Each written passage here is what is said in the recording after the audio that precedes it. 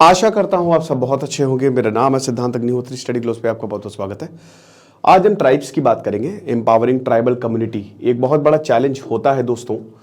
तो हम देखेंगे कि किस तरीके से हम जो हमारी ट्राइब्स हैं, जो कि सबसे शानदार, अभी मैं मेघालय गया था तो मैंने ये देखा कि मेघालय इनफैक्ट नॉर्थ ईस्ट वो हम सबसे कहीं ज़्यादा आगे हैं। ठीक है, स्पेशली मेघालय। एक तो मेट्रीलिनियर सिस्टम है, वहाँ पे सब कुछ औरतें देखती हैं, सब कुछ औरतें संभालती हैं, तो इससे शानदार तो कुछ हो ही नहीं सकता, राइट। तो ये कमाल का सिस्टम जो वहाँ पे चल रहा है, बेहतरीन। पेट्रोल पंप पे आपको औरतें मिलेंगी, दुकानों पे औरतें मिलेंगी, गारो, खासी, जयंतिया, और बेसिकली ये सब ट्राइब्स हैं, बहुत ही क्लीन है। इतनी सी भी गंदगी, मावी लॉन्ग विलेज जो कि एशिया का सबसे क्लीनेस्ट विलेज है, वो वहाँ पे हमने देखा, इतनी सी भी गंदगी आपको वहां पे देखने को नहीं मिलेगी। तो ये बताता है कि जो हमारे ट्राइबल्स हैं वो हमसे कितने आगे हैं। साथ ही साथ मैंने गुवाहाटी में स्पेशली देखा कि वहां पे बहुत ज्यादा मॉडर्निटी है, जो कि बाकी राज्यों में मैं नहीं देखता। तो ये तो बिल्कुल सही बात है कि जो ट्राइबल्स है ना, वो इतने शानदार तरीके से उनके रूल्स एंड रेगुलेशंस है कि क्या बताएं, लेकिन अनफॉर्चुनेटली उनको हम पिछड़ा कहते हैं, है ना। अब अगर हम उनको बहुत बढ़िया तरीके से जो प्रोविजंस, जो हमने इतने सारे एक्ट्स बनाए हैं, अगर वो सब तक पहुंच जाए तो कमाल हो जाए। तो बात करेंगे, लेकिन उससे पहले एक और आपके लिए चैलेंज है पॉर्न का। तो हमने एक कोर्स बनाया 75 डेज हार्ड चैलेंज। ये एक मेडिटेशन है, 75 दिनों तक 3 फेज में हमने इस कोर्स को डिवाइड किया है। हर दिन लाइव क्लास होगी, 5 जनवरी से शुरू। 75 टेक्निक्स आपको बताई जाएंगी, ठीक है। 75 मतलब बहुत सारे रिसर्च पेपर्स और ढेर लाइफ स्टोरीज। तो कमाल है। सक्सेस को कैसे पाना है, जो सबसे बड़ा डिस्ट्रैक्शन, इसको कैसे हटाना है, ये आपको हम बताएंगे। तो 350 रुपए का कोर्स है। कोर्स में जरूर अवेल करें। 5 जनवरी से क्लास शुरू होगी और 6 महीने वैलिडिटी है। तो हम बात कर रहे थे कि किस तरीके से हम खत्म। अच्छा, ये जीएस पेपर 1 और जीएस पेपर 2 के लिए बहुत ही ज्यादा इंपॉर्टेंट है। तो ट्राइब्स की बात करते हैं, ठीक है। अभी छत्तीसगढ़ में असेंबली इलेक्शंस हुए। छत्तीसगढ़, झारखंड, लगभग हर जगह आपको ट्राइब्स मिलेंगी, ठीक है। और बेसिकली इन्हीं ट्राइब्स का ही तो है भारत। हाँ, ये बहुत, देखो हम भी वही ट्राइब से ही आए, लेकिन हम आगे बढ़ गए और कहीं ना कहीं ये पीछे रह गए। जो डेवलपमेंट है वो यहां तक पहुंचा नहीं, या इन्होंने एक्सेप्ट नहीं किया। कई ऐसे भी ट्राइब्स है जो कहते कि भैया हम जैसे थे वैसे ही है, हमको वैसे ही रहने दो, ज्यादा हस्तक्षेप ना करो। तो हर पॉलिटिकल पार्टी, क्योंकि देखिए 34% जो है, जो ट्राइबल वोट है ना, वो 34% यानी कि अच्छा खासा है, ठीक है। तो हर पॉलिटिकल पार्टी जो है वो ट्राइबल पॉपुलेशन को टारगेट तो करती है, लेकिन क्या ये इनकी मदद कर पा रही है, क्या ये उस लेवल पे इनको पहुंचा पा रहे, ये सोचने की बात है। अब इसमें सबसे बड़ी बात यह है कि देखिए, इंसर्जेंसी कब पैदा होती है। इंसर्जेंसी तब पैदा होती है जब आपको आपके हक नहीं मिलते, ठीक है। जब आपको प्रॉब्लम होती है, जब आपको डेवलपमेंट नहीं होता, जब आप परेशान होते हैं। और हम अनफॉर्चुनेटली ऐसा नेक्सस बना हुआ है, रेड टेपिज्म इतना ज्यादा है, फिर उसके बाद पॉलिटिकल और क्रिमिनल नेक्सस वो बना है कि अनफॉर्चुनेटली यहां पे ट्राइबल्स को उनके हक नहीं मिले हैं। डिस्पाइट के हमने इतने सारे एक्ट्स निकाले हैं, बट फिर भी वो नहीं पहुंचे हैं। तो वहां पे फिर माओइस्ट इंसर्जेंसी का जन्म होता है, राइट।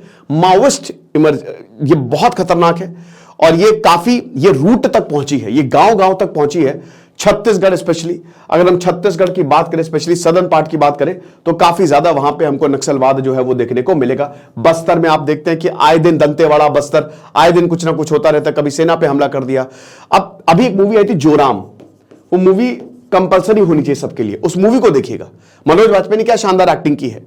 तो उसमें भी यही दिखाया गया है कि किस तरीके से एक बेचारा वो ना चाहते हुए भी नक्सलवादी बनता है, और उसके बाद फिर उससे भागता, उस आइडेंटिटी से भागता है, ठीक है। वो छोड़ के जब वो बहुत खून खराबा देखता है, कहता मुझे ये नहीं करना है, लेकिन वो आइडेंटिटी उसका पीछा नहीं छोड़ती है, ठीक है। तो ये चीज, अब इसमें कौन है, ट्राइबल्स ही तो है। ट्राइबल्स ही तो, इन्हीं को ही तो रिक्रूट, जो भी दबे कुचले हैं उनको बोलते कि आओ बेटा बन जाओ माओइस्ट, और बैंड बजा दो, ईट से ईट बजा दो। अब इलेक्शंस, बहुत सबसे जरूरी जो चीज होती है वो है इलेक्शंस, चुनाव। इनको कौन बदल सकता है, वो है चुनाव। न्यूटन मूवी देखी, बहुत ही शानदार, क्या जबरदस्त मूवी, मतलब मेरी वन ऑफ दी फेवरेट, मेरी सबसे कहते हैं कि टॉप 10 मूवीज में से एक मैंने अपनी जिंदगी में जो देखी, न्यूटन, देखिएगा उसको। तो ये जो माओइस्ट स्ट्रॉन्ग होल्ड है, अच्छा, शेड्यूल 5 एरियाज कौन से होते हैं। शेड्यूल 5 एरियाज बेसिकली वो होते हैं जो ट्राइबल्स हैं, ट्राइबल्स। अब जहां ये इन्हीं ट्राइबल्स, इनको स्पेशल स्टेटस, यानी कि इनको स्पेशल प्रोविजंस, क्योंकि या तो ये बॉर्डर एरिया ट्राइबल्स है तो इनको स्पेशल प्रोविजंस दिए जाते हैं, ठीक है। तो अब यही है कि यहां जो इन माओइस्ट एरिया में, मतलब माओइस्ट एरिया तो नहीं कहेंगे, लेकिन ये जो ट्राइबल एरियाज हैं यहां पे माओइस्ट का स्ट्रांग होल्ड है। और हमने कई बार देखा है कि ये क्या कहते हैं, हटाओ, इलेक्शन में भाग ही नहीं लेना है, ठीक है। तो ये चीज है। तो चलो अब हम देखते हैं थोड़ा हिस्ट्री। सबसे पहले छत्तीसगढ़ जो है, it is the part of larger naxalite movement. 1967 में चारू मजुमदार, कानू सान्याल, इन्होंने नक्सलबारी से ये शुरू हुआ था, ठीक है ना। एक अपराइजिंग हुई थी बहुत बड़ी, और उसके बाद फिर ये मूवमेंट जो है वो चला नक्सलाइट, और ये काफी फिर आंध्र प्रदेश हो गया, बिहार हो गया, झारखंड हो गया, बहुत जगह पहुंचा है, छत्तीसगढ़। और अभी Chhattisgarh is the main centre, जहां ज्यादा ट्राइबल पॉपुलेशन और जहां उनका उतना डेवलपमेंट नहीं है। जैसे Jharkhand is a resource cursed state. Jharkhand Chhattisgarh में इतने सारे रिसोर्सेज हैं कि अगर उनको प्रॉपर तरीके से यूज कर लो तो भारत कहां से कहां पहुंच जाए। जैसे अफ्रीका है ना, अफ्रीका को भी रिसोर्स कर्स्ड कंट्री बोला जाता है। गोल्ड से लेकर डायमंड से लेकर सब आपको अफ्रीका में मिलेगा, लेकिन सब आपस में लड़े मरे हैं। और यहां पे इन राज्यों में यही हो रहा है। तो जो जैसे माओइज्म की बात करें, माओइज्म क्या है? माओ कौन थे? माओ बेसिकली चाइना के अभी तक के सबसे बड़े रूलर माने जाते हैं, माओ जेडोंग। तो माओ क्या भाई, वो कम्युनिज्म जो है 1949 में चाइना में लेके आए। अब माओ एक बहुत बड़े रेवोल्यूशनरी है, और अगर आप माओइज्म को फॉलो करेंगे तो आप रेवोल्यूशनरी तो बहुत बड़े बन सकते हैं, लेकिन आप कुछ कर नहीं पाएंगे, क्योंकि माओ जेडोंग ने चाइना को बर्बाद कर दिया था, लिटरली बर्बाद कर दिया था। अर्थव्यवस्था में चाइना इतना पीछे, हर वक्त लड़ाई झगड़ा। तो ये जो माओइज्म है ये किस पे बेस्ड है? The power flows through the barrel of the gun, bang bang. Power जो है वो बंदूक सी नली से निकलती है। तो ये वो है जो माओ की फिलॉसफी को मानते हैं। इट्स अ डॉक्ट्रिन कि स्टेट पावर हटाओ, डिसेंट्रलाइजेशन करो, और जो स्टेट जो है वो अपनी पावर हमको दिखाती है, एक दिन हम इसको उखाड़ फेंकेंगे, सारी भीड़ हमारे साथ होगी, स्ट्रैटेजी से हम सब कुछ खत्म कर देंगे, जैसा माओ बोलते थे। और माओ ने किया भी चाइना में। ये चीज है। एम क्या है कि इंडियन स्टेट को मानते ही नहीं है, ये इंडियन स्टेट को नहीं मानते हैं ये। और पीपल्स डेमोक्रेसी, लोगों की डेमोक्रेसी। अब ये नाम को तो कहते को पीपल्स डेमोक्रेसी है, बट कितनी पीपल्स डेमोक्रेसी है ये हम सबको पता है। ये चीज है। ज्योग्राफिकल लोकेशन की बात करें तो अगेन जो आपके डेंस एरिया है, जो आपके फॉरेस्टेड एरिया में, ये वहां पे ऑपरेट करते हैं।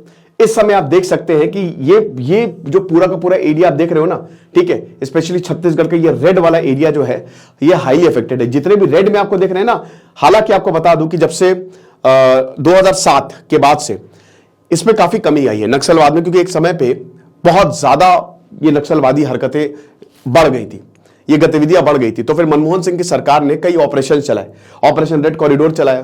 तो उसमें बहुत सारे नक्सलवादी, उनको अगर सीधी उंगली से घी नहीं निकलना तो टेढ़ी करेंगे। बहुत सारे नक्सलवादियों ने सरेंडर किया, वो सरकार में शामिल हुए, वो लोग वो सेनाओं के साथ काम करने लगे, ठीक है। और बहुत सारे जो थे उनको मार भी दिया गया, ठीक है। तो अभी जो आप देखते हैं ना, जो रेड में है वो there are highly affected areas. और छत्तीसगढ़ की बात करें तो ये देखिए, ये आपका बीजापुर हो गया, सुकमा हो गया, दंतेवाड़ा, बस्तर, स्पेशली जो सदर्न रीजन है, ये रायपुर छत्तीसगढ़ की कैपिटल है, ये तो काफी स्टेबल है, लेकिन ये वाला region it is highly affected. और यहां पे ट्राइबल पॉपुलेशन भी ज्यादा है, ठीक है। तो अब किस तरीके से ये डेमोक्रेसी को इंपैक्ट करते हैं? भाई डेमोक्रेसी का मतलब ही होता है इलेक्शन, तो इलेक्शन को वर्कआउट करो। इलेक्शन में माओइस्ट जो है वो बोलते हैं कि कोई भी वोट नहीं डालेगा। अब ये डेमोक्रेटिक प्रोसेस को, न्यूटन मूवी में यही तो दिखाया है कि वो लोग वोट डालने आते ही नहीं है, कहते हैं कि डर भैया, हम अगर वोट डालेंगे तो हमारे सब प्रॉब्लम खड़ी हो जाएगी। तो अब यहां पे हम ट्राइबल इंटरेस्ट को कैसे पकड़े अगर वो वोट ही नहीं डालेंगे?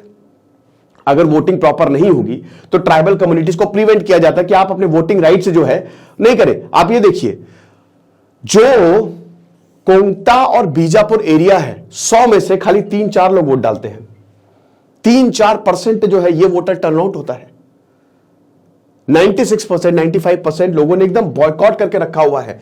फिर उसके बाद जो लेजिस्लेटिव गैप, पीसा एक्ट बहुत ही ज्यादा इंपॉर्टेंट है, ठीक है। एम्पावरिंग शेड्यूल एरियाज है ना, provisions from empowering schedule areas. तो ये जो पीसा एक्ट है दोस्तों, ये बेसिकली जो 5th शेड्यूल में जितने भी एरियाज आते हैं उनके लिए खास प्रोविजंस है।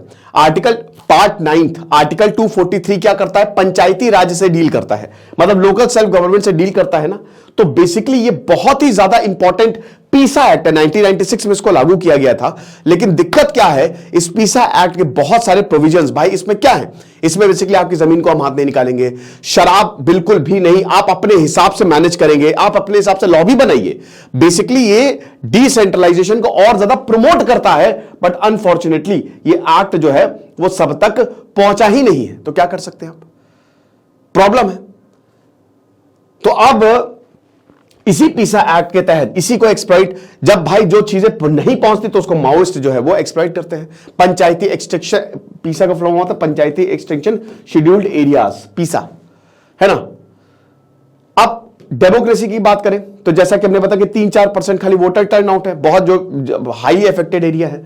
साथ ही साथ ये जो बहुत भयानक टर्नआउट है, इतना कम टर्नआउट है, बहुत सारे इश्यूज है। अब इसमें देखो कहीं ना कहीं पॉलिटिकल पार्टी भी गलती है। हमको ये समझना पड़ेगा कि अगर आप इलेक्शन लड़ रहे हो तो आपको इन लोगों के लिए काम करना पड़ेगा जमीनी लेवल पे। दूसरा पॉइंट, आपको इन्हीं लोगों से ही चुनिए, आप इनके ग्रुप पे यहां पे जाइए और आर्मी के साथ जाइए और बोलिए कि भाई किसको इलेक्शन लड़ना है, कौन यहां के प्रॉब्लम सॉल्व कर सकता है, आप उसी को ही खड़ा करिए।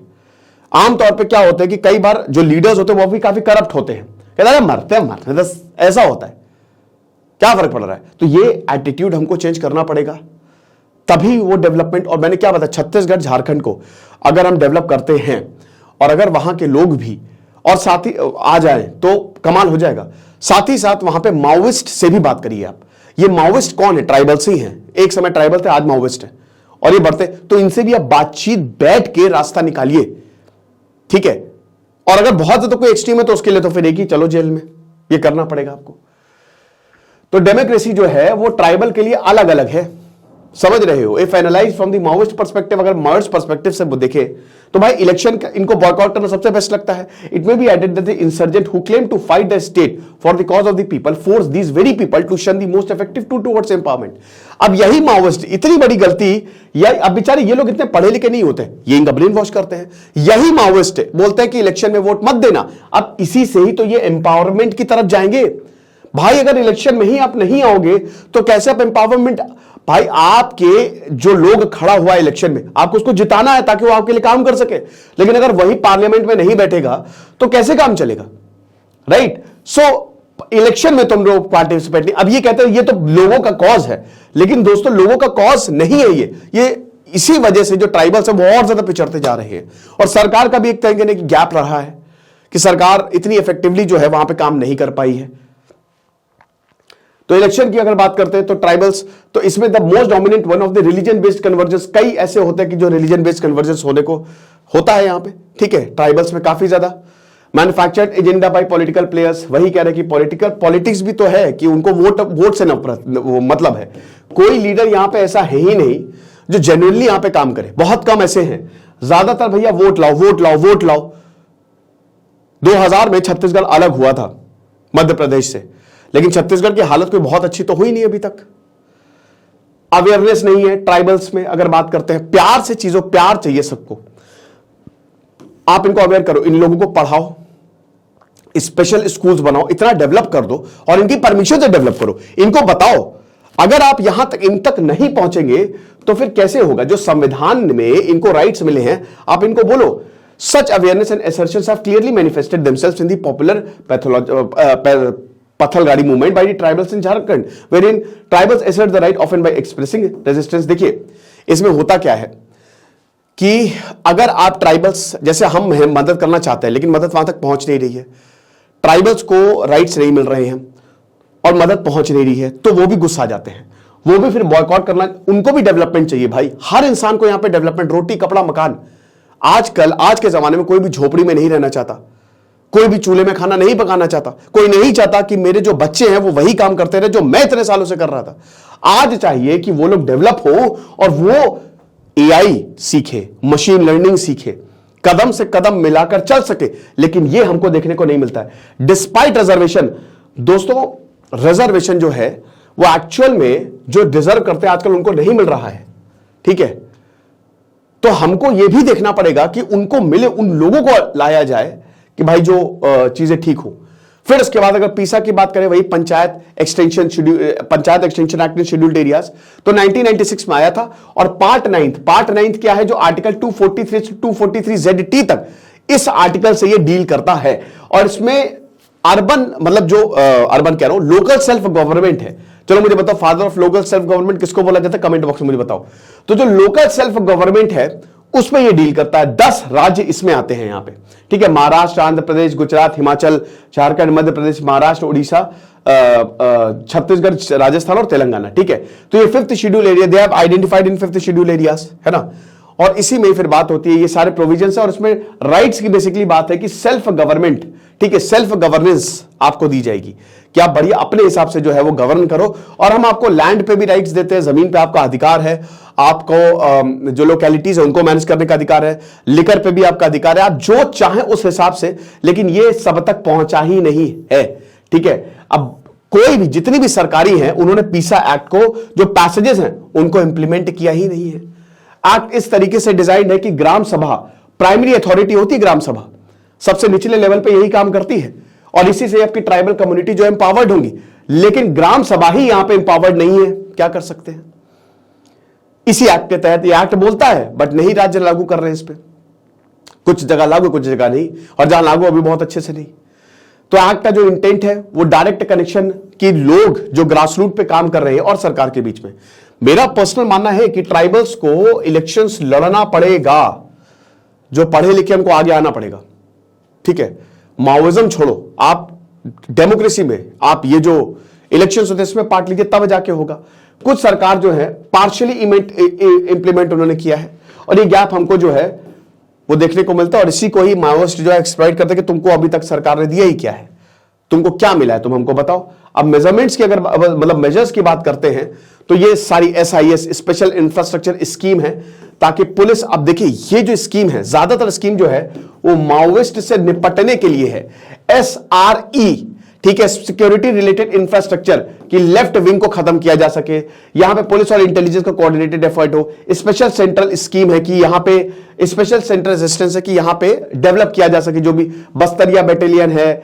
अब ये तो यहां पे देखिए ये लोकल्स को रिक्रूट करते हैं माओइस्ट के लिए, बस्तरिया बैटालियन इस तरीके से बनाई गई है, ठीक है। डिस्ट्रिक्ट रिजर्व गार्ड, ये सारी चीजें तो हैं, बट क्या अभी तक इसमें चीजें हो रही? नहीं। ये एक अच्छी स्कीम है, बहुत ही शानदार, और ये मैं बिल्कुल चाहता हूं कि इसको प्रधानमंत्री खुद अपने लेवल पे जो है वो इसको प्रमोट करे और बताए लोगों को। Smart leadership, aggressive strategy, motivation training, actionable harnessing technology, dashboard, की रिजल्ट एरियाज एंड की परफॉर्मिंग इंडिकेटर्स, एक्शन प्लान और नो एक्सेस टू फाइनेंसिंग। ये बहुत शानदार होगा, ठीक है। वे अहेड क्या है? सबसे पहली बात तो कुछ भी करके आपको इस पे ध्यान देना पड़ेगा। You have to increase tribal voting. जो इतना लो टर्नआउट हो रहा है, जाके बोलिए सबको कि भाई वोट देना है, घर घर जाना पड़े तो भी जाइए, आप लोगों को बताइए, है ना। फिर प्रॉपर इंप्लीमेंटेशन। जब तक पीसा एक्ट आज नॉर्थ ईस्ट इतना डेवलप क्यों है और ADC ऑटोनॉमस डिस्ट्रिक्ट काउंसिल को मिली हुई है, लेकिन यहां पे ट्राइबल्स को क्या मिला है, ठीक है, मतलब स्पेशली छत्तीसगढ़ के। फिर उसके बाद ट्राइबल डेमोक्रेसी को स्ट्रेंथन करें। यही 3 तरीकों से जो है चीजें बदलेंगी। ये लेक्चर था, आई होप आपको समझ में आएगा। बाकी एक बहुत बड़ा चैलेंज आपके लिए भी हमने बताया, इस कोर्स में आप जरूर अवेल करें। Thank you so much.